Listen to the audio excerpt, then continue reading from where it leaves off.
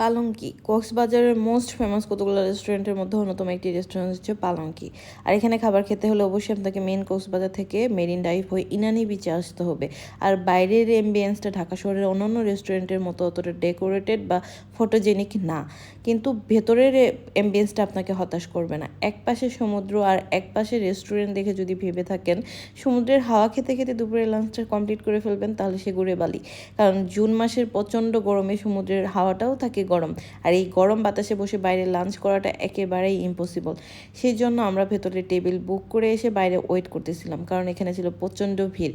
আর marine ড্রাইভে খুব একটা রেস্টুরেন্ট না থাকার কারণে বেশিরভাগ মানুষই হচ্ছে পালঙ্কিতে খাবার খেতে আসে, আর সেজন্য ভিড় থাকাটাও স্বাভাবিক। আর যেহেতু একটা ফেমাস রেস্টুরেন্ট, সবার এত রিভিউ অনলাইনে, সো এখানে সবাই রিভিউ দেখেও হয়তো খাবার খেতে আসে।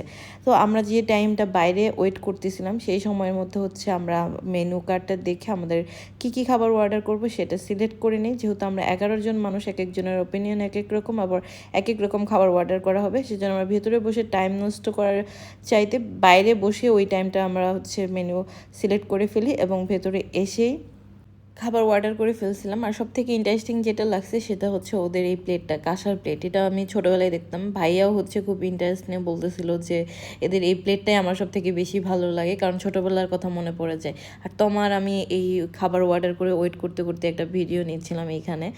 প্রথমে একটা রিলস ভিডিও বানাবো ভাবছিলাম, কিন্তু এর মধ্যেই হচ্ছে খাবার চলে আসে। আর আমরা যেহেতু প্রচণ্ড ক্ষুধার্ত ছিলাম, সেজন্য আর দেরি না করে খাবার খাওয়া শুরু করে ফেললাম। এবার আসি আমরা কি অর্ডার করছিলাম। আমরা নর্মাল রাইস অর্ডার করছিলাম, কারণ আগের দিন থেকে আমরা মানে নর্মালি এত পরিমাণের খাবার খাইছি যে আমাদের এখন আর রিচ ফুড খাইতে ইচ্ছা করতেছিল না, সেজন্য নর্মাল রাইস। আর বাচ্চাদের জন্য চিকেন অর্ডার করা হয়েছিল, কারণ ওরা মুরগি খেতেই বেশি পছন্দ করে, মাছ খুব একটা পছন্দ করে না। আর আম্মু আর জেঠি হচ্ছে সি ফুড খাবে না, ওইরকম ওদের ভালো লাগে না। সেই জন্য আম্মু জেঠির জন্য চিংড়ি মাছ দিয়ে পুঁই শাক ছিল, শুটকি ভর্তা ছিল, মরিচ ভর্তা ছিল, ডাউল ভর্তা ছিল, আর ইলিশ মাছের পাতুরি ছিল। আর আমি, তমা, ভাইয়া, আপু এরা হচ্ছে সবাই রূপচাঁদার ফ্রাই নেই একটা করে, আর হচ্ছে লয়টা ফ্রাই নিয়েছিলাম, সেটা পরে অর্ডার করছিলাম বলে তখন দেয় নাই। আর এখন আসি খাবারের রিভিউটা নিয়ে। তো ইলিশ মাছের যে পাতুরিটা ছিল সেটা হচ্ছে আমার কাছে খুব একটা ভালো লাগে নাই। আমার কাছে না, শুধু ভাইয়া, আপু ওদের কারো কাছে ইলিশ মাছের পাতুরিটা ভালো লাগে নাই। সাইজ বড় থাকলেও ইলিশ মাছের আমি স্মেলই পাচ্ছিলাম না, আমার কাছে শুধু সরিষার স্মেলটাই আসতেছিল। তবে রূপচাঁদার যে ফ্রাইটা ছিল এটা আমি বলবো যে খুবই মজার ছিল। আর যেটা বেশি ভালো লাগছে সেটা হচ্ছে ওদের লইটা মাছের শুটকির ভর্তা নাকি ওইটা ছিল না, ছুরি শুটকি ভর্তা, ওইটাও বেশি ভালো লাগছে।